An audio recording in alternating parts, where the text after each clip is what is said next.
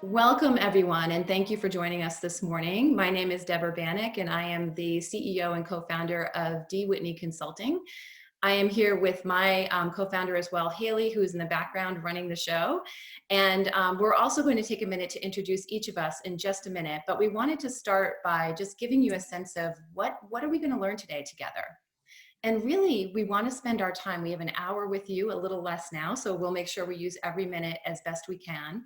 And we're going to make sure that we're using this time to explore the why and the how of building psychological safety when it comes to agile transformation. How does doing a good job of setting that tone help us to do a better job as we transform into agile? And in order to do that, you're going to hear from a few of us today. So I wanted to spend a minute just giving each person a chance to let you know the perspective that they'll be coming from. We'll be really quick with this, and then we'll dive right into the content. Just a quick background on myself. I'm a 25-year plus industry member, and I do a lot of work in culture consulting.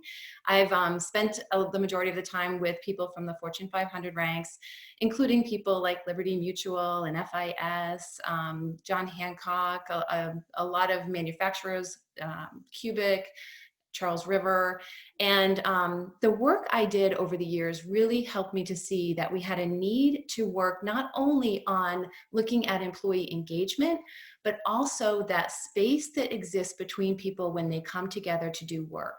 So the idea of psychologically safe areas became very important, and it became a really big part of my work. So I was really thrilled to meet Jessica and Denise, because when it comes to transforming from a traditional environment to agile, those behaviors are really critical. So we don't have Jessica with us yet, but Denise, maybe you could introduce yourself and tell a little bit Hi. about Jessica. Yes, I'd be excited to do that. So Jessica is trying to join, but I will tell you a little bit about her first. Jessica Crowley is the CEO and owner of Epically Agile. She is someone who I've worked with for years and years. She's an excellent Agile coach and trainer, and she's organically journeyed through an Agile transformation herself. So she has a lot of really hands-on experience, and she also works in many different sectors. She works with me in the government sector, as well as in the nonprofit and for-profit sector. So hopefully she'll join us soon. And for me, I'm Denise Jarvie, and I am the owner and CEO of North Country Project Management and North Country Agility. So I, like Jessica, am an Agile coach and trainer.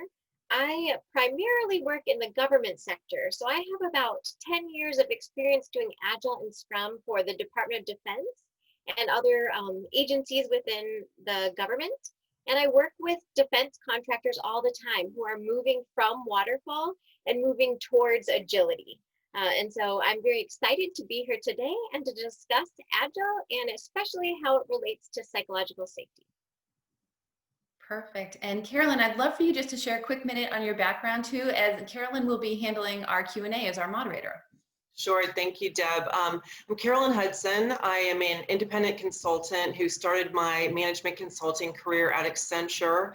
I primarily work with Fortune 500 companies across industry around change management, culture development, and internal communications. I've had the opportunity to work with clients such as Coca-Cola, Delta Airlines, UPS, and others. And Deb and I work very closely actually on culture development and psychological safety. Perfect. Thanks so much. So we're going to spend a little bit of time talking about community and the role of community in the workplace. And then we're going to set ourselves up to understand psychological safety a little bit better through a story. So I'll share Amar's story with you and then dive into the steps that we work on as we grow and maintain psychological safety. And then we're going to talk a little bit about how, when it comes to applying that concept into workforce culture, it is a goal to create what we call inspired human connection. And that is the place we want to be as we transform into Agile. And then we will talk. So Jessica and Denise and myself are going to go through and talk through the steps that will help you to do a good job of setting yourself up for success when it comes to these key concepts. So the thing we wanted to point out is we know that when it comes to transforming, it is a long journey, and it is a journey that takes multiple different areas to be done right. So we today are not going to be focusing on some of the other areas, which include process, technology, and structure. We're really going to be spending our time focusing in on people qualities. And so that's how we'll spend our hour. Now, the nice thing is that you have experts on hand by meeting Denise and Jessica to come in and talk to you about some of those other elements as you go further down your journey. But I'm going to spend the first probably 25 minutes or so bringing you up to speed on the latest learning that I've had when it comes to building psychological safety. And I want to start by framing up how we think about ourselves at work. And I want to propose the idea that when we think of ourselves and our teams in the workplace, we're really coming from a place of community. A community is a group of people who are coming together because they share common characteristics or common attitudes, interests, and goals. And that perfectly defines how we are when we come together as a group around work. And when we look at work, we can consider our workplace as a whole as a broad community. We are people coming with all different backgrounds, all kinds of diverse ways of thinking and being, and coming together with a shared goal of accomplishing great work together. But within that broader workforce community, we also have a micro community, which is the teams that we work on ourselves. So as we think about community and we think about that idea of belonging, this becomes very important as we start to analyze the way our teams themselves are coming together to accomplish work. The truth is that as individual human beings, when we come into an organization, we are seeking belonging and acceptance, both at that micro level within the team and at the broader macro level with the larger organization. We want to feel like we have a place here that we can fit in. So let's, though, dive into this idea. I said that people are seeking acceptance and belonging on teams. Why? Why do we care so much about fitting in when it comes to belonging to our micro work community? And the answer to that, actually, we have to go back to find that answer many, many, many thousands of years ago, hundreds of thousands of years ago, to ancient man, to our ancient people. And the truth is that back in those days, if we wanted to fit into a community, we had to be somebody who actually was performing, who was helping to make that community better. And we needed to be able to provide our skills in order for the group as a whole to survive. Belonging to a community to ancient man meant that we were able to receive shelter, we were able to receive food, we were able to receive protection. So if we lost our status with the community, if we lost our belonging with the community, that actually threatened our life, not just our happiness, but actually our ability to live and survive. Now, we as humans have evolved incredibly over time. And we know that even though our brains are continuing to evolve and grow, that study after study shows that deeply embedded in our ancient mind is that need for us to feel like we belong, that we fit in, that we're accepted. And what our brain does is it is constantly scanning the environment that we're in to look for belonging cues. So we need to think about ourselves as we think about a community and realize that as we're starting to shape ourselves as a community, that people who have significant changes to either the structure or the safety of their community are going to be scanning and looking to make sure, do I still belong here? Am I still accepted here? And this is what happens to our brains when we are feeling like we're being pushed out of a community. It triggers our ancient mind. So it triggers our flight or fight response, which is embedded in our amygdala. That fight or flight response releases cortisol, which is a stress hormone. And that stress hormone actually alters our brain chemistry.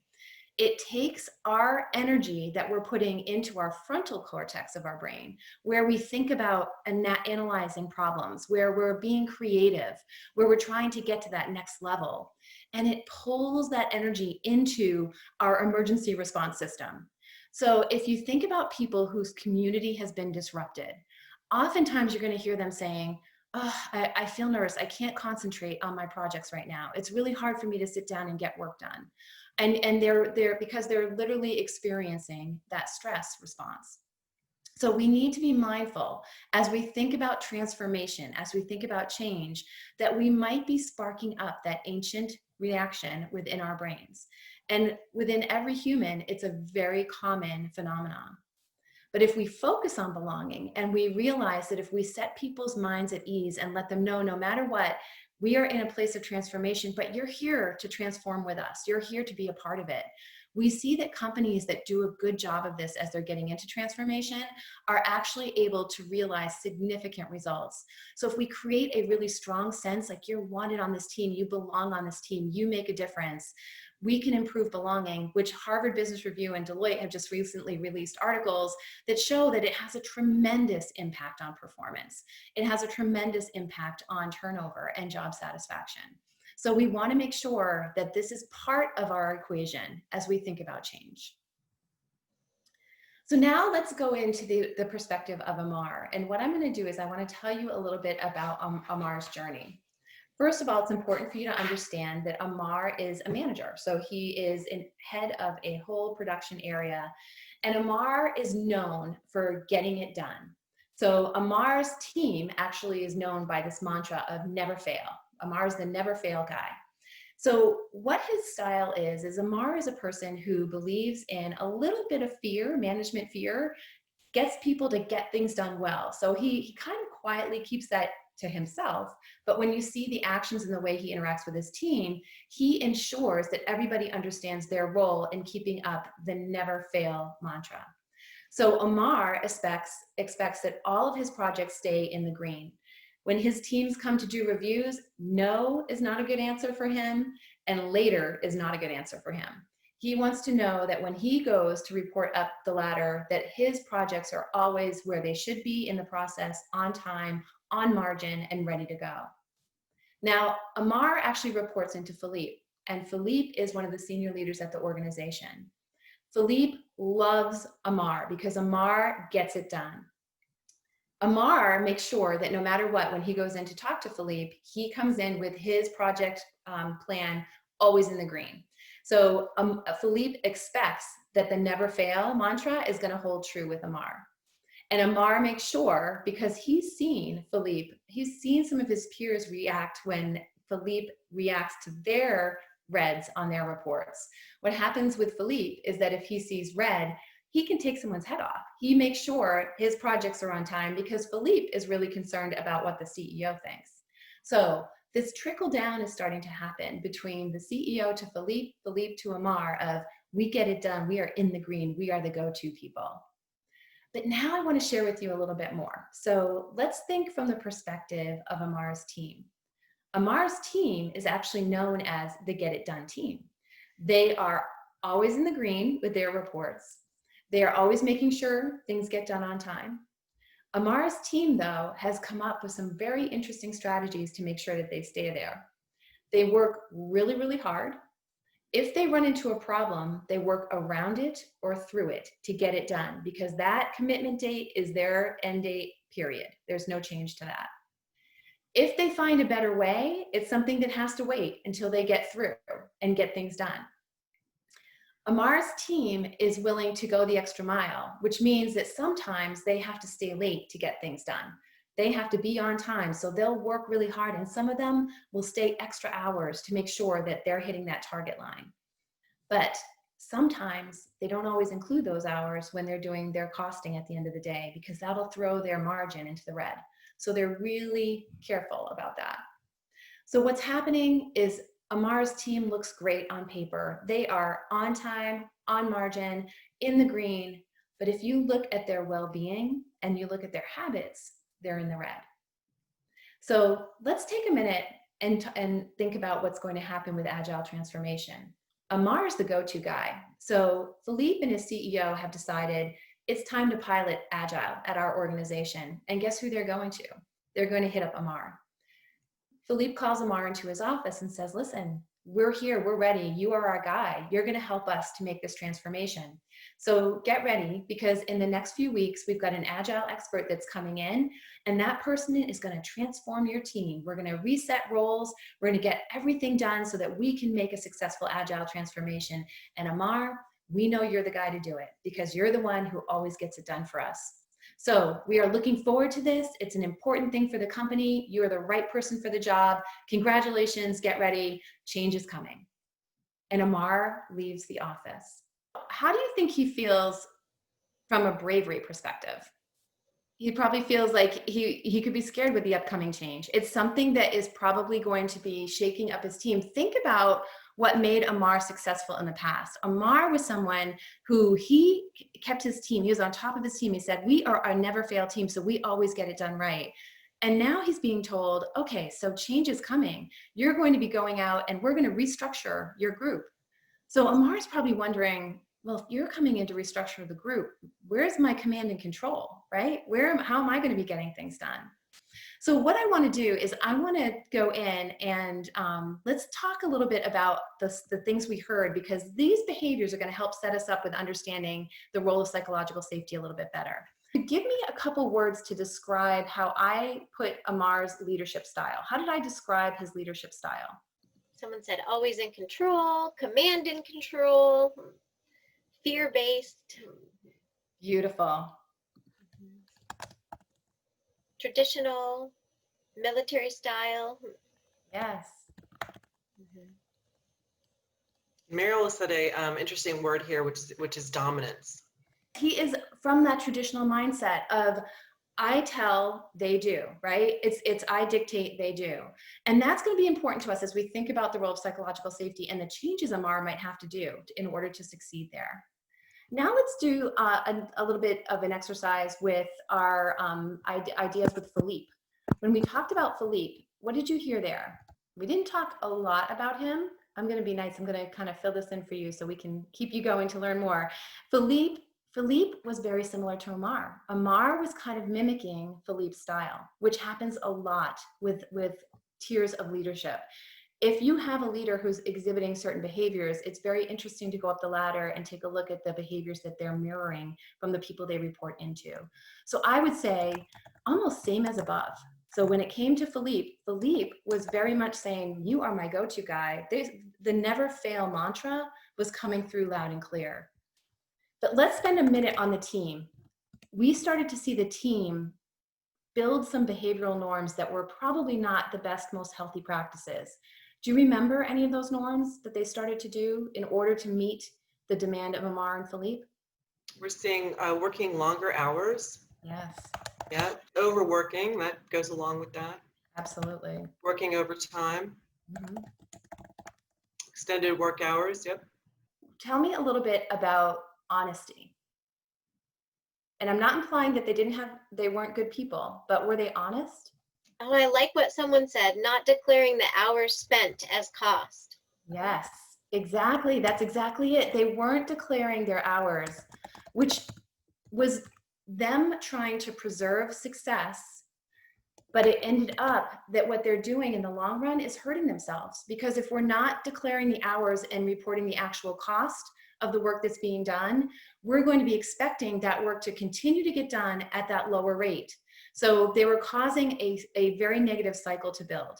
And the reason we share this is because if you imagine transforming to Agile when you have some of these practices in place, there's a lot of things that need to be resolved on Amar's team in order for them to be able to transform effectively. But it's going to become a much healthier team if they start to embrace those Agile behaviors. So let's keep going. I'm going to go ahead and bring us forward, and we're going to go in and start talking about psychological safety. Psychological safety is not a personality trait. Psychological safety is a condition that exists in the space between people as they come together to accomplish work. And it's achieved over time. It is a place that is rich with trust and learning and personal contribution, appreciation, and there's that sense of safety. So they feel that they are safe to challenge the status quo, to be curious, to ask questions, and take intelligent risk. If we think about what was happening on Amar's team, they were just like, we have to hurry up and get it done. There was not this space of growth, this space of safety to explore how they were getting things done and create a better way to do it. Psychological safety, there's a great model that I love when I explain it to people who are hearing it for the first time. Timothy Clark created a book called The 4 Stages of Psychological Safety. It's really excellent. And the reason I love it is because it's just really concise. So I want to talk for a minute at the first stage of psychological safety, which is belonging, which means that I feel like I am a part of this group. I have been accepted. This phase is the gateway to every other phase. If we don't accomplish this phase, the other phases are not going to happen. So when it comes to transforming, making sure that your team has a strong sense of belonging is absolutely critical. That means that they're hearing, we're glad you're here, you're part of this team as we go through the change. And once you've established a strong sense of belonging, the next level of safety is safety to learn. That means that I am part of this team, and it is okay for me to be curious and ask questions and want to grow. I want to go out and seek knowledge, bring it back for my team, and help us to do things better. We ignite that level within them. And once we've achieved safety to learn, we start to move into this area of safety to contribute. Safety to contribute is an earned place on a team. It means that people have demonstrated over and over that they are willing, able, and excited to go out and represent the team. So they are someone who the team believes does a great job, and they proudly promote them. So if we have a learning event or something, we're happy to have this team member go because they're our contributor. They're someone who we rely on. They know their stuff. And then the highest level of psychological safety is what we call challenger safety. And challenger safety is where we all want to strive to be. That is the place where I know on my team that I can stand up and take personal risk. I have a feeling that everyone on my team, including my manager, has my back. So if I want to ask a question, it's not a stupid question. It's a question that's going to help to make us grow. If I want to challenge something and change the way things are happening, I feel like I can take personal risk and innovate and put new ideas out there. This is the place of performance, and this is the place of growth. Now, the challenge with psychological safety is that it is earned over time. So as we go through transformation, it's never too late to start, but get ready and start it right away because you want to have that growing because it has grown over time. It is hard to earn. There's many things that happen that build that trust over and over. Psychological safety is built by continuous interactions between human beings that show each other, I have your back, you are safe here, I want you to try. And psychological safety, if you imagine it similar to turning on a light bulb, you can have a great conversation with a team member. You can be open and honest and transparent and get them excited about what they're doing at the company and where they want to be. And if you walk away from that conversation and you don't have it again for a long, long time, you've ignited a spark, but you haven't kept that spark going. To earn psychological safety, it is a sustained effort over time. Imagine that continuous current that keeps our lights on. And we know that once we get those lights on, we have people performing at their highest level. They're doing excellent work. And the challenge is that we know there's behaviors that can just flick that switch and turn that current off. An example of that would be having a team member stand up in a meeting and say, I have a great idea on a way we can do this better, and have a manager completely ignore it or, at the worst, belittle it. That can take psychological safety immediately and bring that person right down to that very level of belonging. Am I really part of this team? Am I really wanted here? Because somebody has taken that away. So it's important to know that when we learn these characteristics, it's something that we build into our continuous management style. So I want to take a minute, and we've talked about Amar and we've talked about his story, and I would love to get your perspective when it comes to psychological safety on what element of this story do you feel is most putting Agile transformation at risk? Is it belonging? Was it that the employees didn't feel like they were accepted? Was it that they didn't feel like they could pause to learn from mistakes? Was it because they couldn't contribute, meaning Amar was the dictator, they couldn't set how the goals were accomplished? Or was it that they couldn't challenge, they were in a place of fear to tell if there was a problem or change course? So they were having to always go back and make sure that they killed themselves to get the best result done. And then I have the question, was it the North Star was missing, which means, was there not a unified vision? So what I'd love for you to do is I'm going to share a poll, and I would love for you to think about this and answer pick which thing you think would most put the Agile transformation at risk in Amar's group. The majority of you believe that it was the challenge aspect, that because Amar managed from a place of fear, that will put the Agile transformation most at risk. And I have to say, as we listen to the story, I'm going to just go through each one really quickly. They each present their own unique challenges to Amar. But I'll start with belonging. And I think you're right. Just very few of you selected belonging. And I think I agree with that, because we didn't dive in deep to understand if the employees felt like they belonged. But I did kind of build a sense that they were unified, meaning they were in that no-fail place and working their butts off to make sure that they got things done on time. But while they were rallying together, it wasn't a healthy rally, was it? It was a rally that was actually causing them pain. So they may have accomplished a feeling of belonging to this group that never fails, but it wasn't a healthy sense of belonging. So we need to keep that in mind. When we go out and we start talking to our group, you might hear, yeah, we belong, we feel like we fit in, we share results, but you always have to check for the context of, how is the work actually getting done? Is this belonging in a healthy place?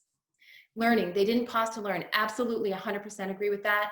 They were not pausing to adjust. And we know when we get into Scrum, we know we have short sprints and we are living that adjustment on an ongoing basis. Contributor safety, they were not allowed to put their 2 cents into how things got done. That plays a huge role in someone's willingness and excitement about succeeding. And then challenge, the employees were coming from a place of fear.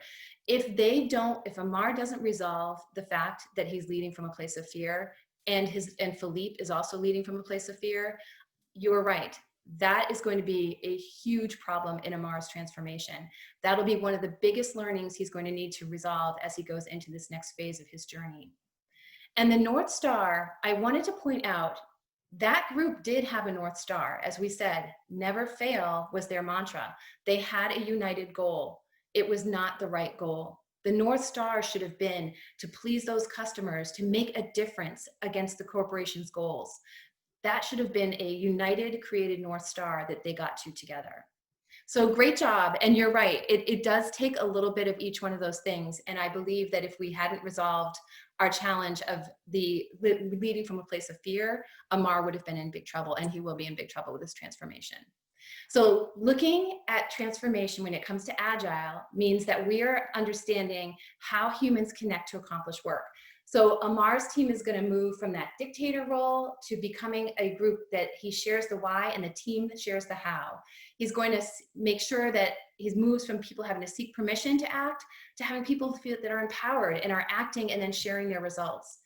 Where it's unsafe to report a problem, this is where the team is transparently resolving their problems themselves and sharing their results. Again, making the changes as they go. Learning is going to happen continuously. We're not going to have this idea that if you say later that you're in big, big trouble. The sense is that we learn to live with ambiguity. We know that things are going to change when it comes to Agile, and we use the information and data that we're getting and we make the best decisions. And we know also that when we are living in a place where we're not given results, where we're not seeing how we impact the business, the bigger picture, that we are not really committed to that project. So on Amar's Agile team, they are always going to know the difference that they're making against the organization's higher level goals and their purpose. So the quick thing before we get into our conversation is that psychological safety is one piece of the puzzle. You also, as you go ahead and look at your culture, are going to want to think about the types of experiences that you're creating for people, meaning what is the desired employee experience, the desired customer experience. And actually, as we think about cultural behaviors, we want to think about our impact on the community as well. You'll also be working, as you look to do cultural transformation, at the work norms that are needed for business growth. You might have come out of an area of really rapid acquisition. That really drives some of the key behaviors we need to see as part of these values that we're creating and shaping our culture with. And obviously, if you're going to Agile transformation as a business strategy, that hugely is going to be changing and transforming the behaviors that you're expecting of your people.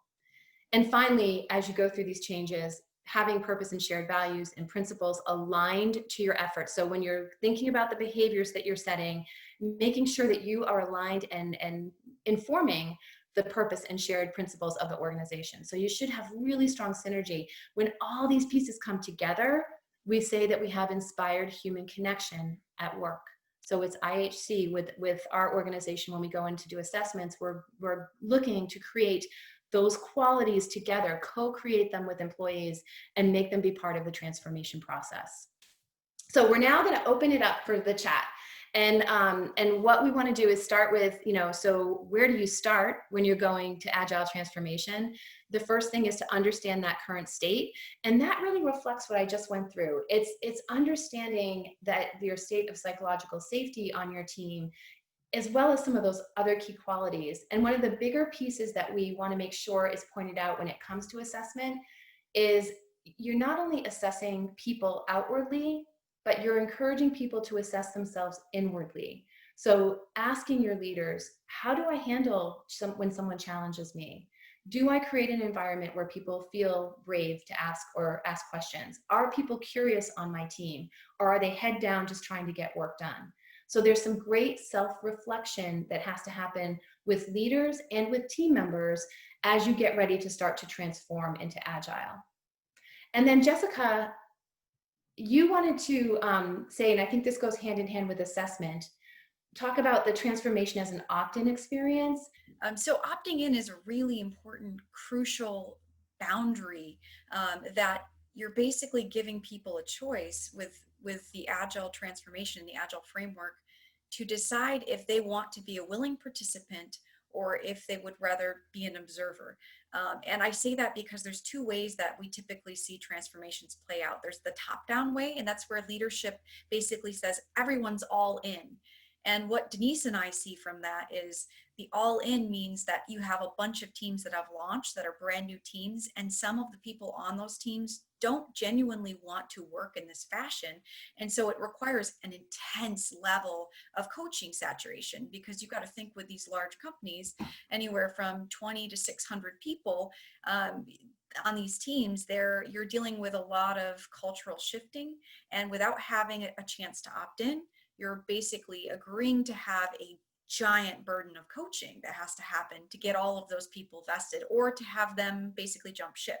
And then the second option is to have more of a pilot approach, where you have a couple of focus teams. And that makes it so that you can have maybe a coach for those couple of teams, get them, use the people that really, really want this the most, that have expressed interest, that want to be part of an experiment, and you'll get the best results. That way, when you go to add on additional teams, they're basically copying and mimicking the behavior of your pilot teams, and you're more likely to have an organic cultural experience with a lot more psychological safety. So either approach requires you to take the time to make sure that the people that you're doing this with actually genuinely want this. And if you force it, it's going to require immense first aid to help make it successful. Love that. Yeah, that's great. I would like to add something to the first bullet, which is understanding your current state.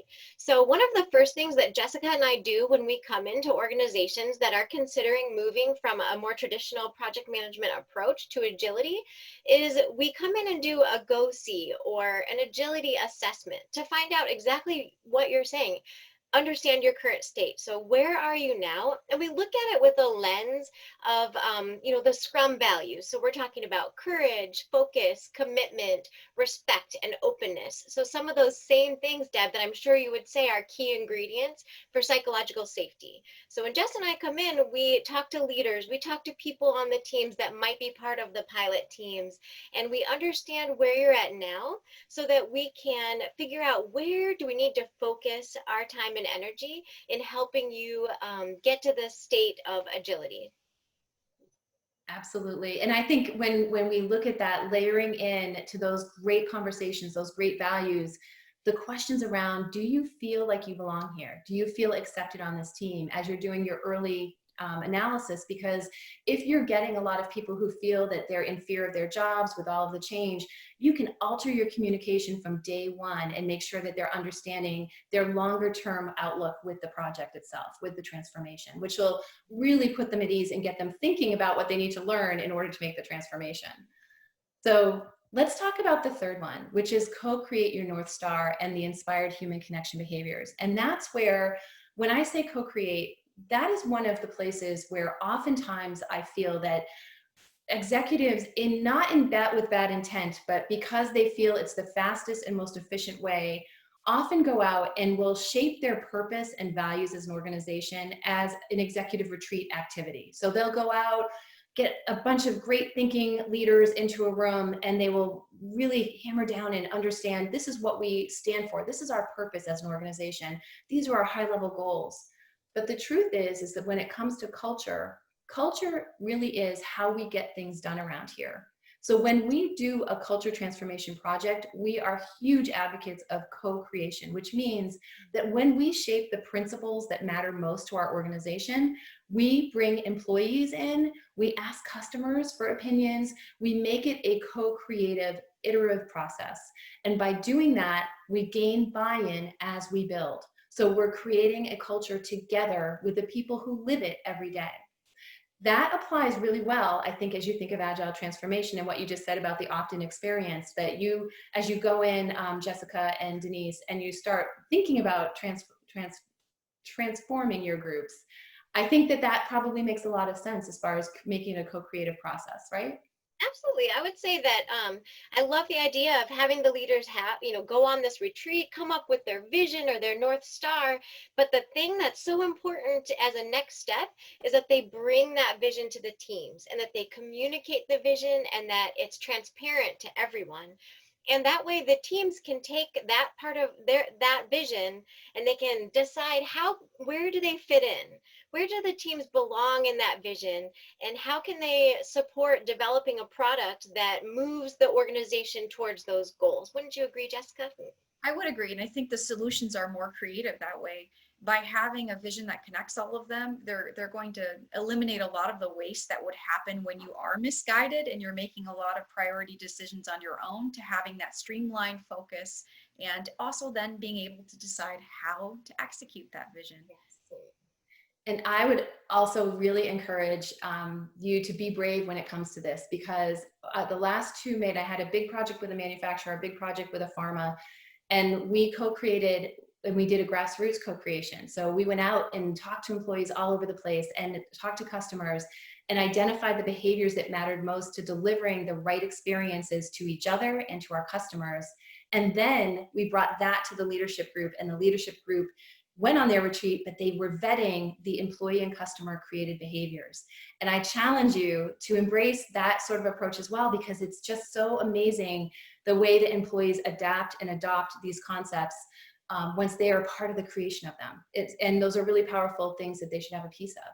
So let's go to the next one too. And I'll go through this one really quickly, because this is a one that's very tied into belonging. And I just wanted to say, I just ran a recent study with Qualtrics, and one of the most interesting findings is that when it comes to hearing that you are accepted and you belong on this team, a high percentage, we're releasing the study shortly, so I'm not going to say the percentage yet, but a high percentage, unusually high, report that they've never heard those words from their manager, that I'm so glad you're here, you belong with us.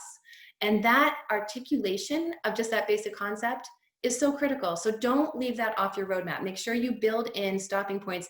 Maybe it's in one of your Scrum reviews. Maybe it's in a quarterly review with the person for their performance.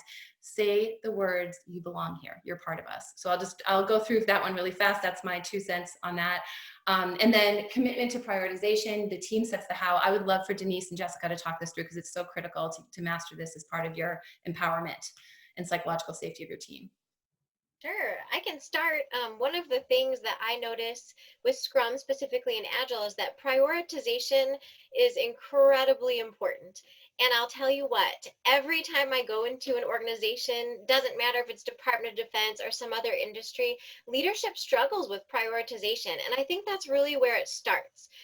You can have Scrum teams that are working very well, things that, they're figuring out the how, and the problem is they're still being interrupted because the prioritization at that higher level is not there. So that's something that Jessica and I specifically work on with all levels, but especially starting at the top with prioritizing the number of projects, the types of projects. Everything can't be the number one priority, right? And we actually see that all the time. Yes, absolutely. I agree.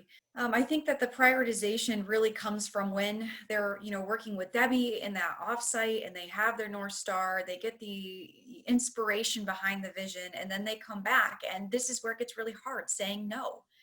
taking a look at what data says, using scientific backed data driven decision making to determine what work is important, and really starting to get streamlined from, you know, your vice presidents down to the functional managers on what is the priority. One of the things that Denise and I see all over the place across industries is that the lowest level employees decide what's important because they have so many different levels of management, and all of those different levels of management are tied to different strategic goals. So therefore there's a huge amount of confusion as to what's important. Everything becomes important, and AKA then nothing is important and nothing gets done. So I think that's why number 5 is so important. Absolutely. I just have to say, I see one of the questions in chat, and it kind of ties in nicely with our discussion, so I'll bring it up now. And it's all about, what about the leadership? You know, what if they're not ready for change? Deb, what would you say to that if the leaders aren't ready for change? I was thinking about that as part of this solution as well, because when you have our 2 scenarios. You have an all-in approach to Agile. If you have an all-in approach where the company is transforming to Agile, you need to build and gain leader buy-in for that transformation to happen successfully, period. Because if you're rolling, you have to establish that backbone of agreement and reset your systems and the way that you connect across the company together in order to help with that transformation. So if you have a leader that's hesitant, you need to sit down with that leader. And one of the things that I've always said is, rather than forcing that leader to change, have that leader organically understand why, which means that at a high level individual should sit with that leader and say, here's our goals and here's why it's happening. And I'm curious, can you tell me why you feel like this wouldn't make sense at this time? So that you get that leader to be able to go in and have to sort of offset the, why is it better to stay than to change? And that may help to inform them and help them to understand. As long as they can help to come through it organically, that will help a lot. And then the thing I want to say is, when you pilot to change over to Agile, that gives you opportunity to introduce it with groups. You have more likelihood that you'll have groups that are standing up to say, I want to try, I want to do this. And you can start with people who are positively engaging, you know, to start. So it does depend, I think, a little bit on how you're rolling out your Agile approach. I agree. Jessica and I have definitely worked with leaders before where what we want to do is actually have them be working on their own Scrum team. So they actually experience being the Scrum Master, the product owner, and a team member. So if the leaders in your organization can actually form a Scrum team, then they understand what other teams are going through. So that's one technique when, you know, we go through Agile transformations, is to actually have leadership become a Scrum team. And I think another disconnect we've seen is that the vice president level is very excited about Scrum and Agile in particular, because it's going to give them a direct impact to their bottom line. And it's the functional managers that are really struggling because they don't understand the why, and they're not part of the Scrum team typically. So if that's not handled very delicately with someone, an interface like a Debbie, who can come in and help them understand and connect with what that vice president level leadership team is trying to do and what's in it for them, then you can get a very strong resistance. And their functional managers are the ones who direct the work that gets done. So it can create a riptide.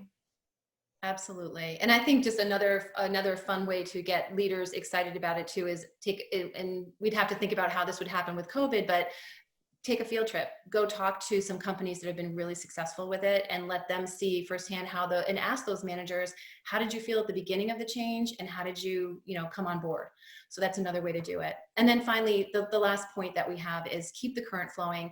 As I mentioned, when it comes to having a psychologically safe transformation, it is a continuous effort. It means that you're changing your leadership style. You're connecting at a human level much more frequently, much more transparently and openly.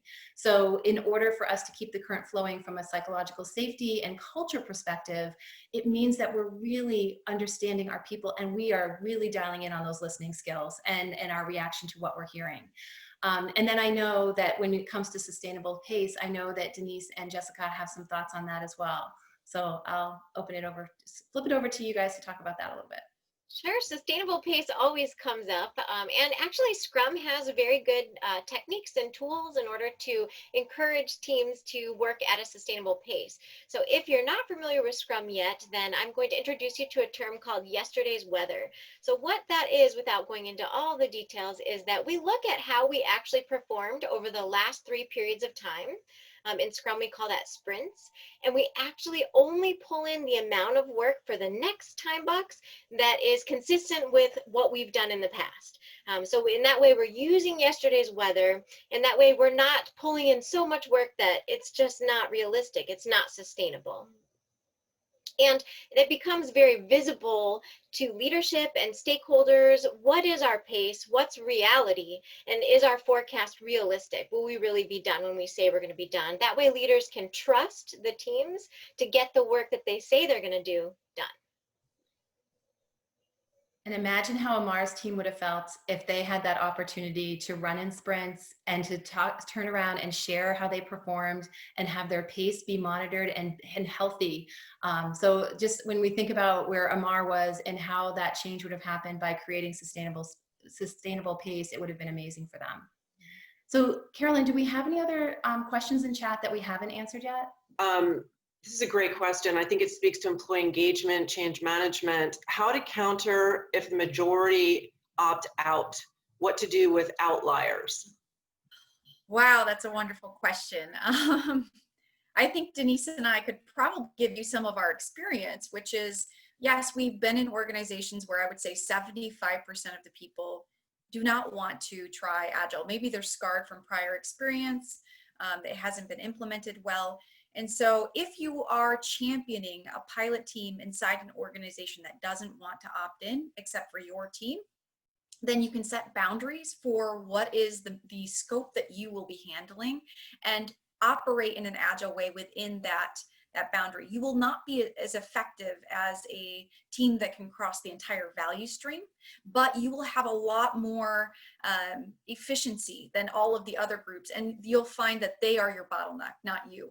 Now, on the other hand, if the majority decide to opt out, I would say, and there's not any strong interest, you can't force something like this. So if the majority is opting out, in the long run, I do believe strongly that you will fail at becoming agile, because agile isn't actually something you can just push a button. It's the people make you agile or not agile.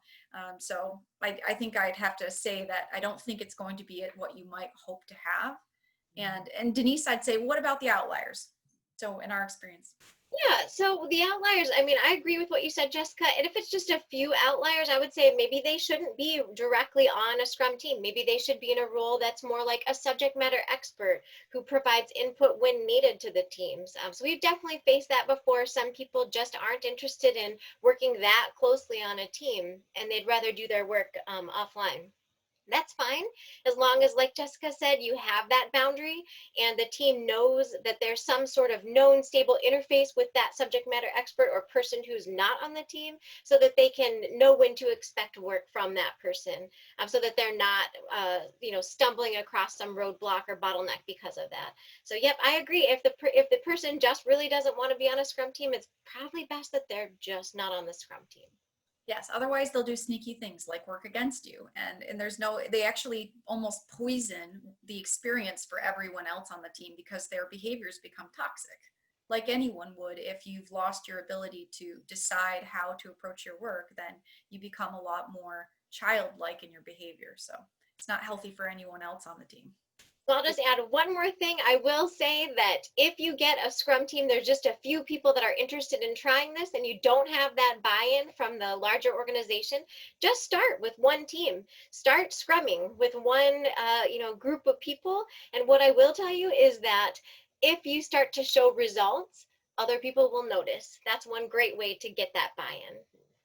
I was just going to say the same thing, Denise. When it comes to culture, the culture response to that is, and change response is, start storytelling about your success and communicating about it. And from a culture perspective, I would be wondering why people are opting out. So did we not clarify our North Star? Did we not create enough of a business case for change, the need, the why behind it? And that's why people are opting out. So over time, you'd want to address that.